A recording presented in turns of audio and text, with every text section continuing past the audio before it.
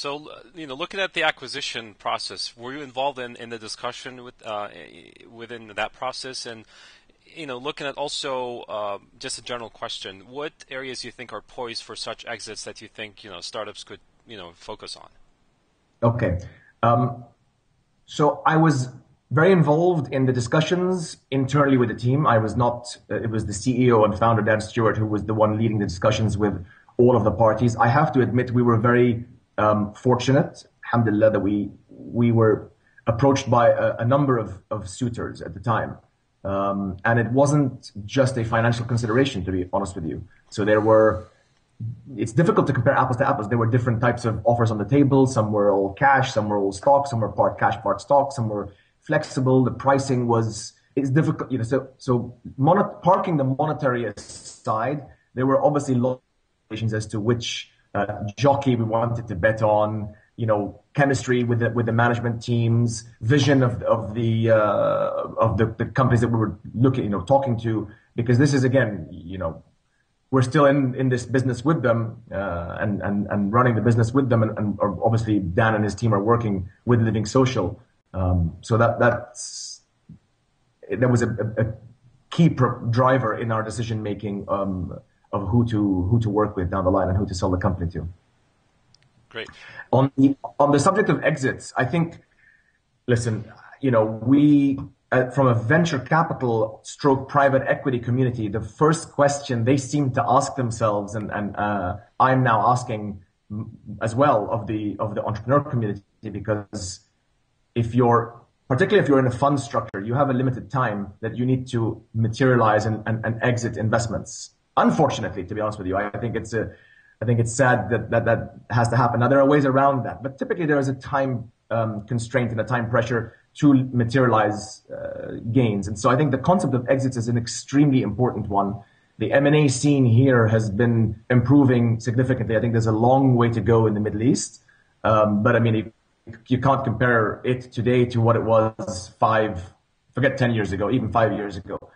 Obviously, capital markets are challenged. There is talk here in Dubai of us setting up an SME exchange, which would help significantly, not relying necessarily on trade sales and the M&A space, but looking for liquidity events through the public markets. But again, let's park all that aside. I think from an M&A perspective, it's obviously going to be a Western, probably US or European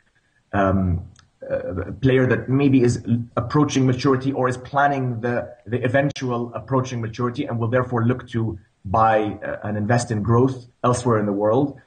And I think within the tech sphere, I believe the key drivers for an acquisition will be where there is a differentiation through localization. And let me explain what I mean by that. If you're going to compete with an Amazon.com, I think you're going to have a very tough time. But and let's talk about e-commerce. If you're providing customers with a product that is local, then I think that's a significant value proposition to an acquisition from a Western player that has difficulty, finding those products and building that infrastructure to serve a very specific Middle Eastern product. And it's just like a service. If the service can be local, and let's say if in the case of jobs, for example, where it's very sales and marketing on the ground dependent, as well as cementing relationships, not just with customers, but with stakeholders across the entire ecosystem, even from a marketing perspective, I think that's where it becomes much more of an interesting value proposition for acquirers outside. I think sectors poised are, and the logic I just applied, the philosophy, I think applies across all these sectors. So gaming, and I don't mean gambling, I mean gaming as in professional games, online games. But I think, again, if you're going to try and compete with a Farmville or the usual suspects, I think obviously it's going to be far less appealing, and I think you're going to have a far tougher time gaining traction than you would if you localized your offering to the audience from a cultural perspective, and that would be a wonderful acquisition target, I think. And so again, mobile payments and mobile marketing, I think that is less dependent on the localization, but obviously mobile marketing can be very local. Entertainment and lifestyle businesses, and again, music, sports, those kinds of things.